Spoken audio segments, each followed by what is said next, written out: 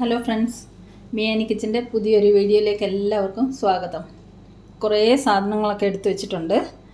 അപ്പം കുറേ ദിവസമായിട്ട് യൂട്യൂബിൽ വൈറലായിക്കൊണ്ടിരിക്കുന്ന ഒരു റെസിപ്പിയുണ്ട്. പേളി മാണിയുടെ ഒരു റെസിപ്പിയാണ്. പേളി മാണിയുടെ ഒരു മുട്ട ചുരുട്ട് കറി.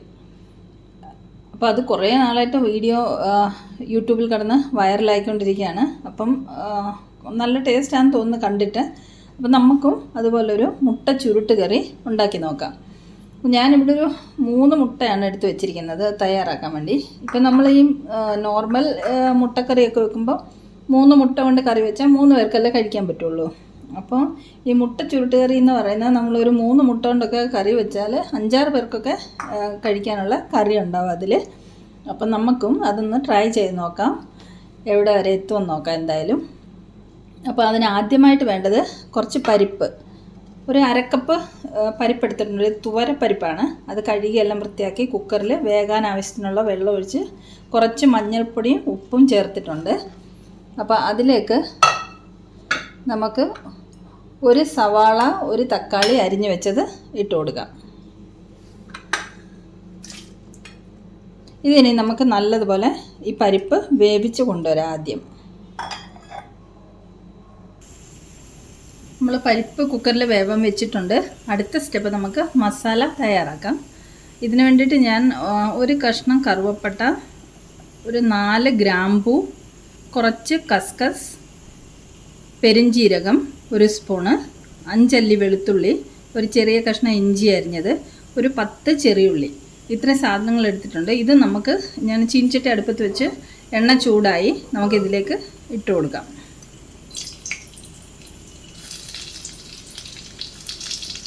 എല്ലാം കൂടെ നമുക്കിതിലേക്ക് ഒന്നിച്ചിട്ട് കൊടുക്കാം.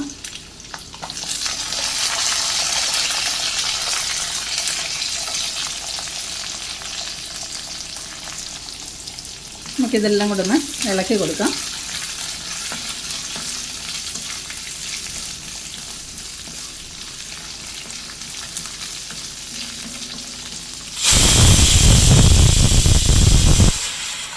പരിപ്പിൻ്റെ ഒരു വിസിൽ വന്നിട്ടുണ്ട്. നമുക്കൊരു 3 വിസിൽ കൊടുക്കാം പരിപ്പ് വേവാൻ വേണ്ടിയിട്ട്. ഇതിലേക്ക് നമുക്ക് ഒരു 1/2 മുറി തേങ്ങാപ്പീര ഇട്ട് കൊടുക്കാം. തേങ്ങാപ്പീര ഞാൻ മിക്സിയിലിട്ട് ചെറുതായിട്ടൊന്ന് അടിച്ചെടുത്തതാണ്, ഒരേ അളവിൽ പീരയുടെ വലിപ്പത്തിൽ കിടക്കാൻ വേണ്ടിയിട്ട്. അല്ലെങ്കിൽ പിന്നെ ചെറിയ വലിയ പീരയൊക്കെ ആയിട്ട് കിടന്നാൽ വറുത്തെടുക്കുമ്പോൾ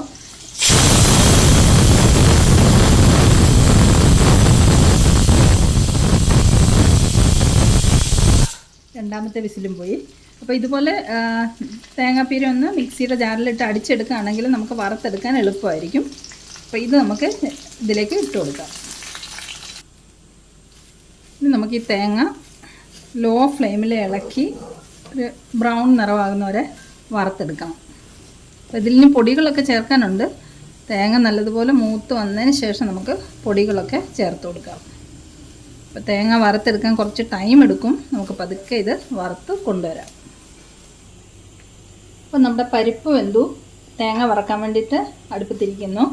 അപ്പോൾ ഈ മുട്ട നമുക്ക് ഇവിടെ ഞാൻ 2 സവാള ചെറുതായിട്ട് പൊടിയായിട്ട് അരിഞ്ഞു വെച്ചിട്ടുണ്ട്. അതിലേക്ക് നമുക്ക് കുറച്ച് ഉപ്പിട്ട് കൊടുക്കാം.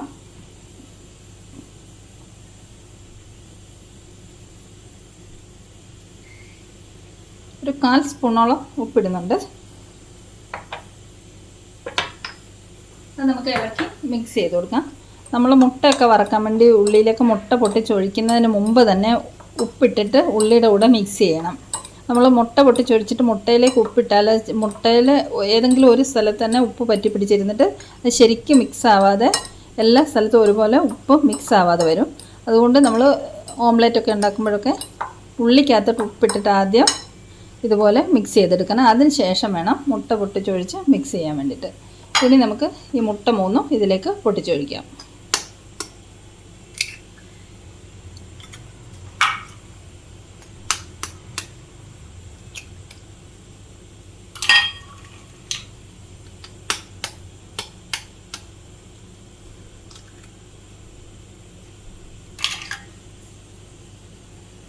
മുട്ട 3 പൊട്ടിച്ചൊഴിച്ചിട്ടുണ്ട്. ഇത് നമുക്ക് നല്ലതുപോലെ അടിച്ച് മിക്സ് ചെയ്തെടുക്കാം. 2 മീഡിയം സവാളയാണ് എടുത്തിരിക്കുന്നത്. അതിൻ്റെ ഇടയ്ക്ക് നമുക്ക് തേങ്ങ ഇളക്കി കൊടുക്കണം. മുട്ടയൊക്കെ അടിച്ച് റെഡിയാക്കിയിട്ടുണ്ട്.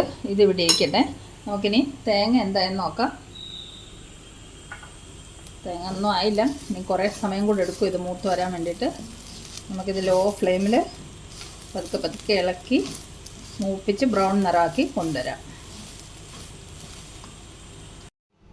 നമ്മുടെ തേങ്ങ ഇവിടെ വറുത്തുകൊണ്ടിരിക്കുന്നു. ഫുൾ മൂത്ത് വന്നിട്ടില്ല. പരിപ്പ് ഇവിടെ കുക്കറിൽ വെന്തിട്ടുണ്ട്. ഇനി ഞാൻ വേറൊരു പാൻ അടുപ്പത്ത് വെച്ചിട്ടുണ്ട്. അതിൽ നമുക്ക് മുട്ട വറുത്തെടുക്കാം. പാൻ ചൂടായി, അതിലേക്ക് നമുക്ക് കുറച്ച് എണ്ണ ഒഴിച്ചു കൊടുക്കാം.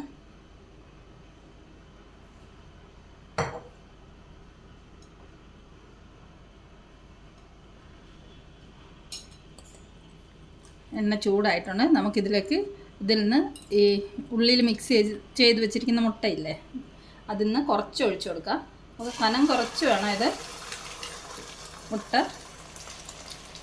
വറുത്തെടുക്കാൻ വേണ്ടിയിട്ട്. കനം കുറച്ച് നമുക്ക് പരത്തി കൊടുക്കാം.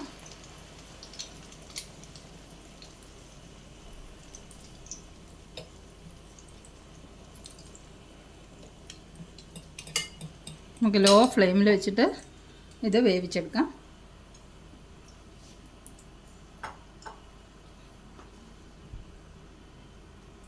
അതിൻ്റെ ഇടയ്ക്ക് നമുക്ക് തേങ്ങയും കൂടെ ഇളക്കി കൊടുക്കാം. തേങ്ങ വറക്കുന്ന ആക്ച്വലി ഒരു ടൈം ടേക്കിംഗ് പ്രോസസ്സല്ലേ. പക്ഷെ തേങ്ങ വറുത്തരച്ച് കറി വെച്ച് കഴിയുമ്പോൾ അത് അടിപൊളി ടേസ്റ്റ് അല്ലേ. ഇനി ഇടയ്ക്കിടയ്ക്ക് നമുക്ക് ഇളക്കി കൊടുക്കാം. മുട്ട ഒരു വശം വെന്തിട്ടുണ്ട്. നമുക്കിതിനെ ഇനി ചുരുട്ടിയെടുക്കണം. അതൊരു ടാസ്ക്കാണ് കേട്ടോ. ഒന്ന് ചുരുട്ടി എടുത്തുകൊണ്ട് വരാം. ഇതുപോലെ ഇങ്ങനെ ഇനി ഒന്നും കൂടെ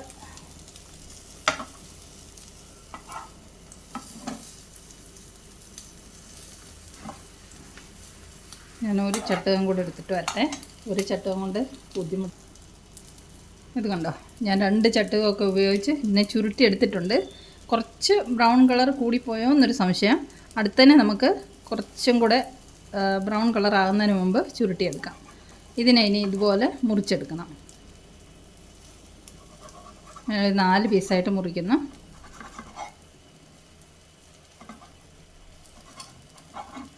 ഇതിനെല്ലാം നമുക്കൊരു പ്ലേറ്റിലേക്ക് മാറ്റാം.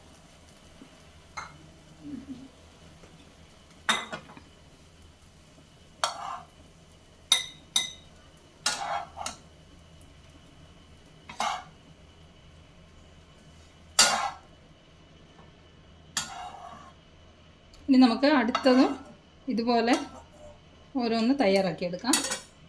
അപ്പോൾ കുറച്ച് 2-3 തുള്ളി എണ്ണയും കൂടെ ഒഴിച്ചു കൊടുക്കാം.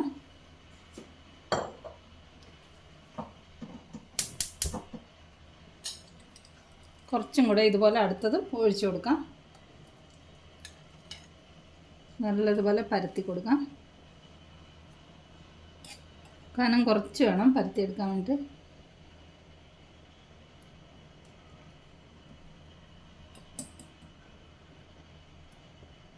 ഇത് വേട്ടെ. രണ്ടാമത് ഒഴിച്ച മുട്ട ഞാൻ ചുരുട്ടി എടുത്തിട്ടുണ്ട്. ഇത് അധികം ബ്രൗൺ ആകുന്നതിന് മുമ്പ് തന്നെ പാകത്തിന് വെന്ത് കഴിഞ്ഞപ്പോൾ ഞാൻ ചുരുട്ടി എടുത്തിട്ടുണ്ട്. ഇതും കൂടെ കട്ട് ചെയ്യാം. ഇത് നമുക്കൊരു പ്ലേറ്റിലേക്ക് മാറ്റാം.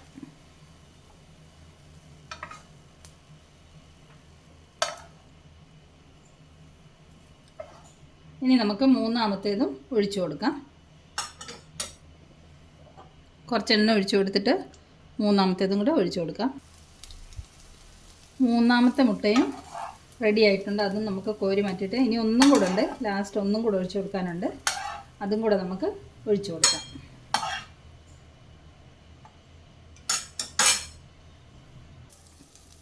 നമ്മുടെ നാലാമത്തെ ചുരുട്ടും റെഡി ആയിട്ടുണ്ട്. ഇത് കുറച്ച് ചെറുതായിപ്പോയി. ആക്ച്വലി 3 എണ്ണമായിട്ട് തയ്യാറാക്കാനുള്ളതേ ഉണ്ടായിരുന്നുള്ളൂ. അപ്പോൾ ആദ്യത്തെ 3 എണ്ണത്തിൽ നമ്മൾ ഒരെണ്ണം 4 കഷ്ണമായിട്ടാണ് കട്ട് ചെയ്തേക്കുന്നത്. അപ്പോൾ അത് 12 കഷ്ണമുണ്ട്. ഇത് 2 കഷ്ണമായിട്ട് കട്ട് ചെയ്യാം. അപ്പോൾ ടോട്ടൽ നമുക്ക് 14 കഷ്ണങ്ങൾ കിട്ടിയിട്ടുണ്ട്. ഇതിൻ്റെ ഫ്ലെയിം ഓഫ് ചെയ്തിട്ട് ഇതും കൂടെ നമുക്ക് പ്ലേറ്റിലേക്ക് മാറ്റാം. മുട്ടയൊക്കെ വറുത്തുകൊണ്ട് വന്നപ്പോഴത്തേക്ക് നമ്മുടെ തേങ്ങയൊക്കെ നല്ല പാകത്തിന് മൂത്ത് വന്നിട്ടുണ്ട്. ഇതിലേക്ക് നമുക്കിനി പൊടികൾ ഇട്ട് കൊടുക്കാം.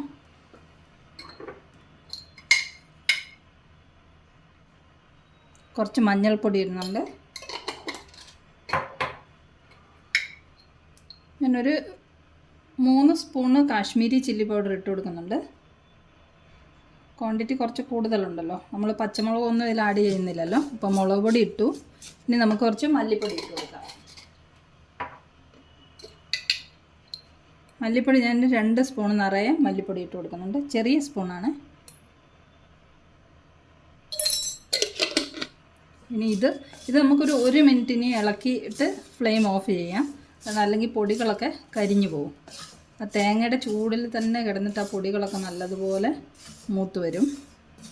ഒരു 1 മിനിറ്റ് കഴിയുമ്പോൾ നമുക്ക് ഫ്ലെയിം ഓഫ് ചെയ്യണം.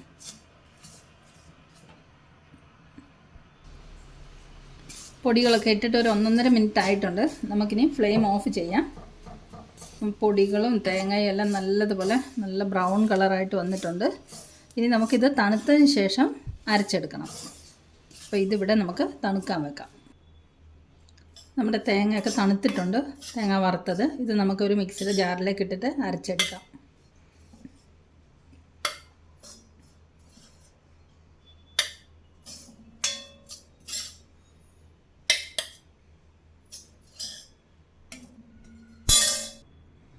നമുക്ക് തേങ്ങ വറുത്തത് നല്ലതുപോലെ അരച്ചു കൊണ്ടുവരാം. തേങ്ങയൊക്കെ അരച്ചു കൊണ്ടുവന്നിട്ടുണ്ട്.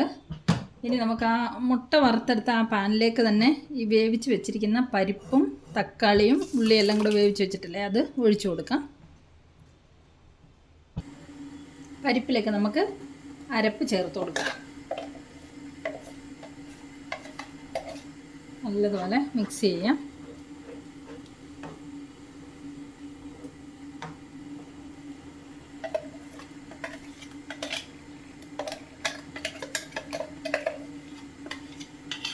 ഇനി നമുക്ക് ഈ മിക്സിയുടെ ജാറിൽ ചാറിന് ആവശ്യമുള്ള ചൂടുവെള്ളം ഒഴിച്ച് ഈ ജാറ് കഴുകി അതും കൂടി ഇതിലേക്ക് ചേർത്ത് കൊടുക്കാം. ജാറ് കഴുകിയ വെള്ളം കൂടെ നമുക്ക് ഇതിലേക്ക് ഒഴിച്ചു കൊടുക്കാം. ഇളക്കി കൊടുക്കാം. അപ്പോൾ ഈ അരപ്പ് നല്ലപോലെ തിളച്ചതിന് ശേഷമാണ് നമ്മൾ മുട്ട ഇതിലേക്ക് ചേർക്കാൻ പോകുന്നത്. ഈ അരപ്പ് നല്ലോണം തിളച്ച് വരട്ടെ. നമ്മുടെ ചാറൊക്കെ തിളച്ച് വരുന്നുണ്ട്. നമുക്ക് ചാറിന് ഉപ്പുണ്ടോയെന്ന് നോക്കാം.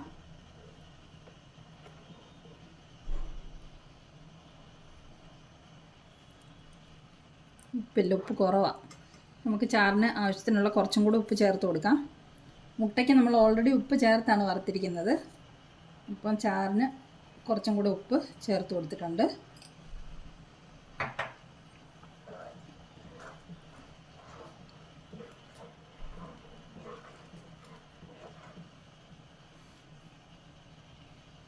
നല്ലതുപോലെ ഒന്ന് തിളയ്ക്കട്ടെ. ചാറ് തിളച്ചിട്ടുണ്ട്. നമുക്കിതിലേക്ക് മുട്ട ആഡ് ചെയ്ത് കൊടുക്കാം.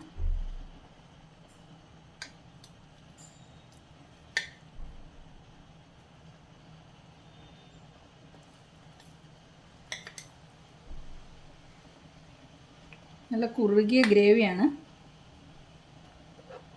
തീയലിനൊക്കെ അരയ്ക്കുന്ന പോലെ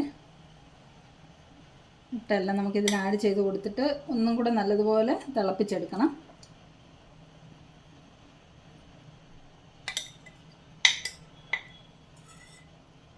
കണ്ടോ, അപ്പം 3 മുട്ട മാത്രം കറി വെക്കുകയാണെങ്കിൽ നമുക്ക് ഇത്രയും കറിക്ക് ക്വാണ്ടിറ്റി കിട്ടത്തില്ല. ഇത് 3 മുട്ട നമ്മൾ ഇതുപോലെ ചുരുട്ടുണ്ടാക്കിയിട്ട് കറി വെച്ചപ്പം ഒരു ചട്ടി നിറയെ കറി കിട്ടി.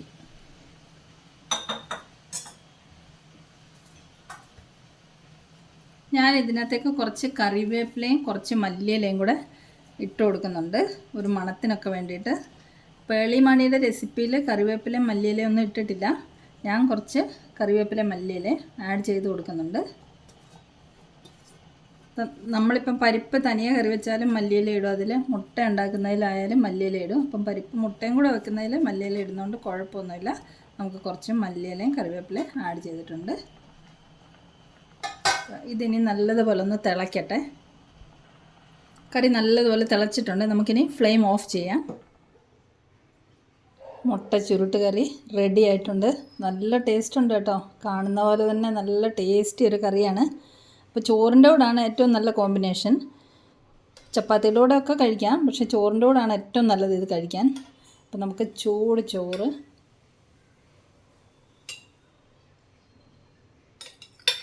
ചൂട് ചോറിൻ്റെ കൂടെ നമുക്ക് സെർവ് ചെയ്യാം. നല്ല കുറുകിയ ചാറൊക്കെ ആയിട്ട് നല്ല മസാലയുടെയൊക്കെ നല്ല മണമൊക്കെ ആയിട്ട് നല്ലൊരു അടിപൊളി കറിയാണ്.